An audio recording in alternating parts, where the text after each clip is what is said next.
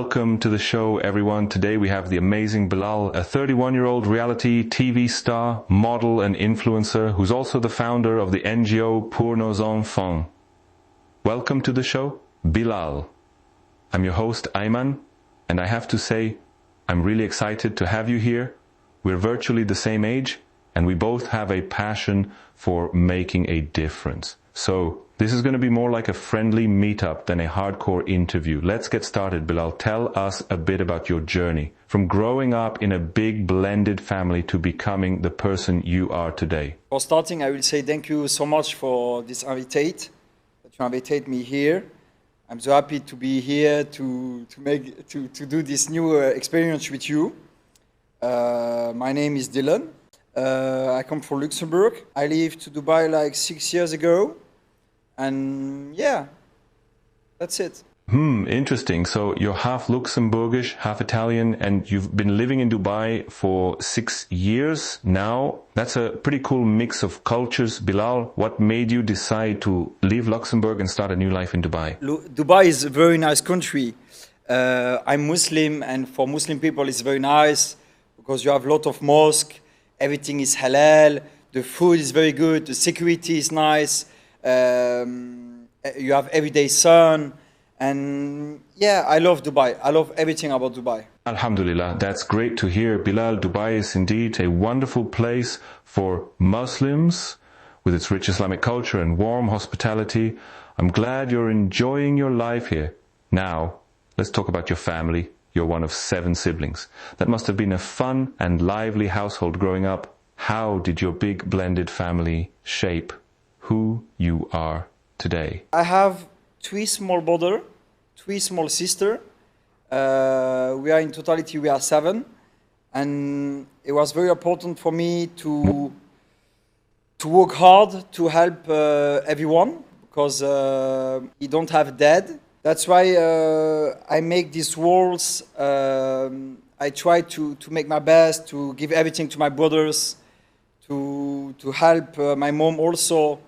And that's why I make everything to have money, to work hard, and yeah. That's really admirable, Bilal. It sounds like you took on a lot of responsibility at a young age to help support your family. That must have been tough, but it's clear that it shaped you into the hardworking and caring person you are today.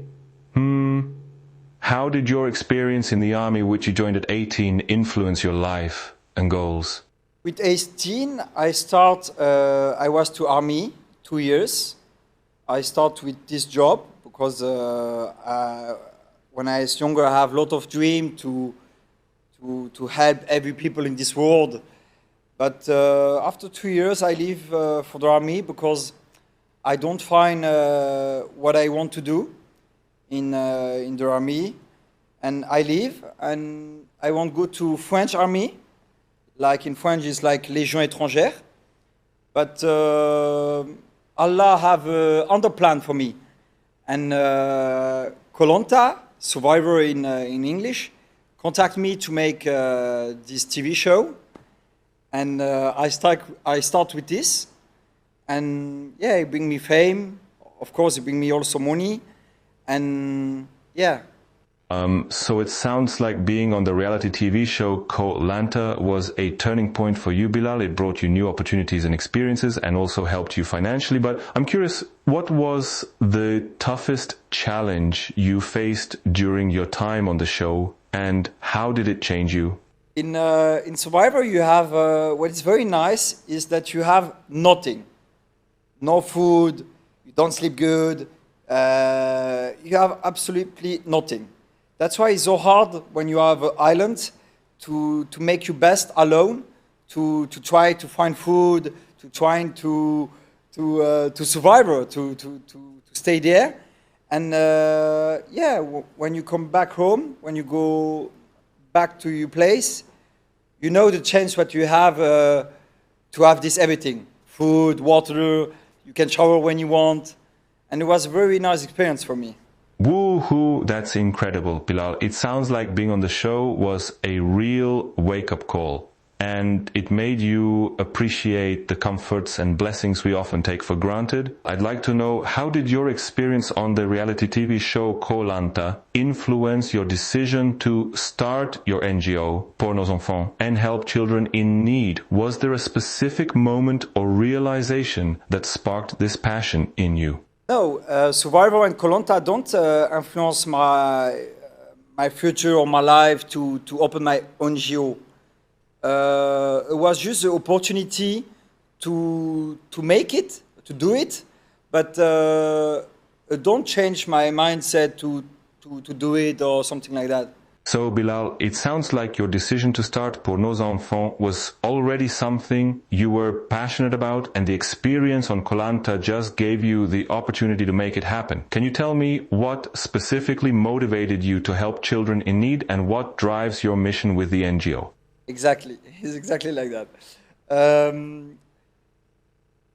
I told you before, when I was 18, my dream was to help everyone, to give my best to help everyone again. And yeah, I started with Survivor, and that was the start about everything. Because with Koh Lanta, Survivor, I become famous. I have also more money. I'm an influencer. I can influence people to help me to do to help me, and because I can help everyone alone.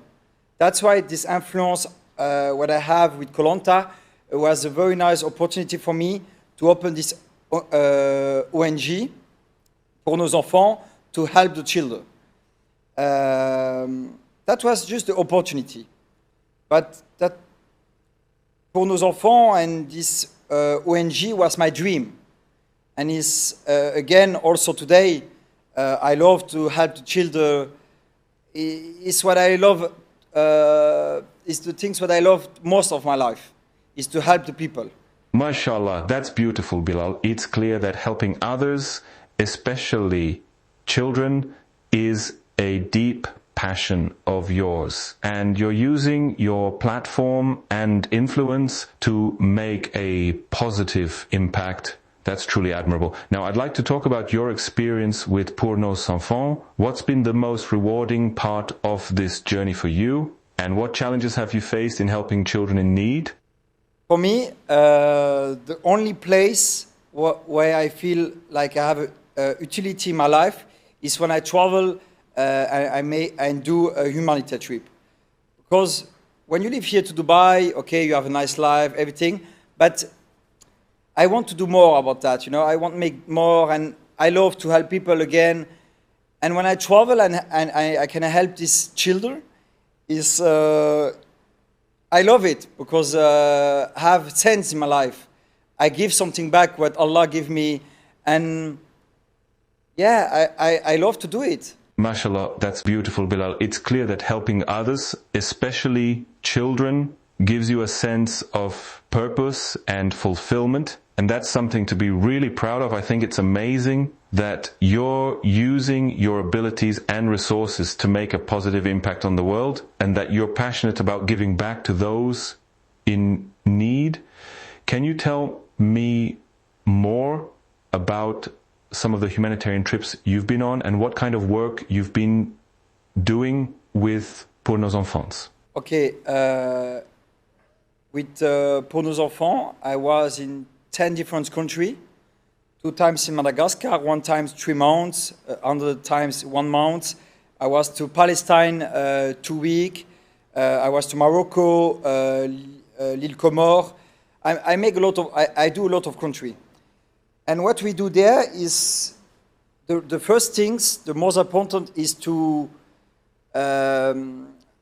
give water and food to the kids, because it's very hard to live with no foods, no water. That's why we try to give this at the first things. But not just when I'm there, but also when I leave. That's why it's important to find a solution that when I leave for this place, the children can have drinks also and food also. And yeah, we do everything. We make house, hospitals. In French, it's like a puits. I don't know in English the name, for that the children can have water for the floor. I don't know the name in English. Yeah, I bring also children to the hospital because sometimes children have a lot of problem with his body. We do everything. Everything what this country need, we do it. No? Wow, that's amazing, Bilal. It sounds like you and Pour Nos Enfants are doing incredible work in these countries, providing essential necessities like food, water, and shelter, as well as building infrastructure like hospitals and water systems. It's clear that you're dedicated to making a long-term impact, not just a temporary fix. What's been the most challenging part of this work for you, and how do you stay motivated and inspired to keep going? Sometimes it's very hard to stay there a long time because when the children don't have water, it's also the place is very hard for me because I don't have water also for me. I don't eat very good because I cannot eat meat, I cannot eat fish, I cannot eat a lot of things because there is no electricity, and when you don't have electricity, you cannot have a fridge. That's why it's very hard, but the energy what I can have when I'm in this country, and it's very hard for me, is the smile about the children. When I see this children is smile or is happy, and his mom also, it gives me a lot of energy to don't give up and to stay more long at this place. That's why I told you I stayed there 3 months. 3 months is a lot, and it's the maximum when you can stay in this country, because the visa is 3 months good. After it's delayed. That's amazing, Bilal. It's clear that the smiles and happiness of the children and their families give you the energy and motivation to keep going, even in the face of challenging conditions. I'd like to know what's next for Pour Nos Enfants. Are there any new projects or initiatives that you're excited about? And how can people get involved and support your mission to help children in need?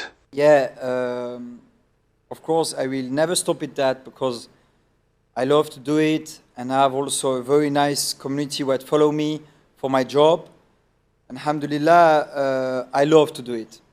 That's the most things what I love to do in my life. The next trip, inshallah, is in June, the 19th June. We go to Egypt, Caire, you know, and we will run, marcher in French, we go run to Gaza. We go there with 1 million people. Everyone go to Gaza, not to fight, not to make drama, but just to show the world that we don't forget the people for Gaza. MashaAllah, that sounds like a powerful and important trip. Bilal, I'm sure it will be a meaningful experience for you and everyone involved, and a great way to raise awareness and show support for the people of Gaza. Inshallah, it will be a successful and peaceful trip, and I wish you all the best for it. Before we wrap up, is there a message you'd like to share with our listeners, or a call to action for those who want to get involved and support Pour Nos Enfants? Thank you so much. Just I need to tell you something. Pour Nos Enfants is closed, like 2-3 years before I close it. That's why it's with the company's March to Gaza. So you're saying that you're trying to keep the momentum going and raise awareness about the importance of supporting the people of Gaza, and that's why you're organizing this march, Bilal. I want to thank you for sharing your story and your mission with us today. It's been truly inspiring, and I'm sure our listeners will be touched by your passion and dedication. As we wrap up this conversation, is there one concrete step you'd like our listeners to take to support Pour Nos Enfants and your mission to help children in need? Something they can do to make a positive impact and be part of this important work? It's very important to know that you don't need to have a company of charity to help the people. You can help the people also alone, because everyone asks me a lot of questions about where I can help, what I can do for you or for the children. You can do it also alone. You can start in your country. When you want to travel, you can travel everywhere and you can do it what you want. You don't need authorization to help the children or to help someone. Just do it. do it with love, do it for Allah, and that's it, yeah. MashaAllah, Bilal, that's a beautiful message, doing it with love. And for love is the most important thing. And I think that's what resonates with so many people. Your passion and kindness are truly inspiring. Bilal, as someone who's been in the public eye and has faced challenges in your humanitarian work, I'd love to ask, what's harder for you, facing difficult situations in your humanitarian work? The more hard things when I travel was, yeah, I go in very dangerous place. I was to Palestine, to Madagascar. It's very dangerous place. I can die in this place, but when you make it, when you do it for the nice reason, yeah, that was the more hard things, you know, to go there for help the children and you lose your life after that. But alhamdulillah, I'm there to speak with you. Mm-hmm. Now, I'd love to ask, if Allah spoke to you for 1 minute, what would you ask Him, Bilal? First things, what I will say to Allah is thank you. Thank you that I can see. Thank you for this life. Thank you for everything. Because not everyone have this chance to have my life. I know the chance what I have to just to be there, to have be fit, to be yeah, to be good, alhamdulillah. And I will say first things thank you, and after that, when I can ask something to Allah, I will say please Allah, make that Palestine will be free, help Congo, help every country, help every children, and I will never stop it to make dua for everyone. MashaAllah, Bilal, that's a beautiful and heartfelt response. It's clear that you have a deep sense of gratitude and compassion, and that you would use the opportunity to speak with Allah to express your thanks and ask for blessings for others. Now, I'd love to ask, if you had a microphone to speak to the entire world, what would you say, Bilal? What message would you want to share with every single person on the planet? I will say to everyone, don't think too much about yourself or about the future. Think about the present, and try to help the people who need help. Because everyone have plan where I want to make this in 10 years, I want to make this in 5 years, but you don't know when it's finished for you. That's why try to make your best to help the most people what you can, and Allah give you everything back. Don't think about yourself, and yeah, think about everyone. And when you have money or when you can help people, make your best, that everyone can have a little bit, that you have a lot alone and someone have nothing, you know. Habibi, the tables have turned, and now it's my turn to be in the hot seat. I'm excited to see what questions you have for me. Bilal, go ahead and fire away.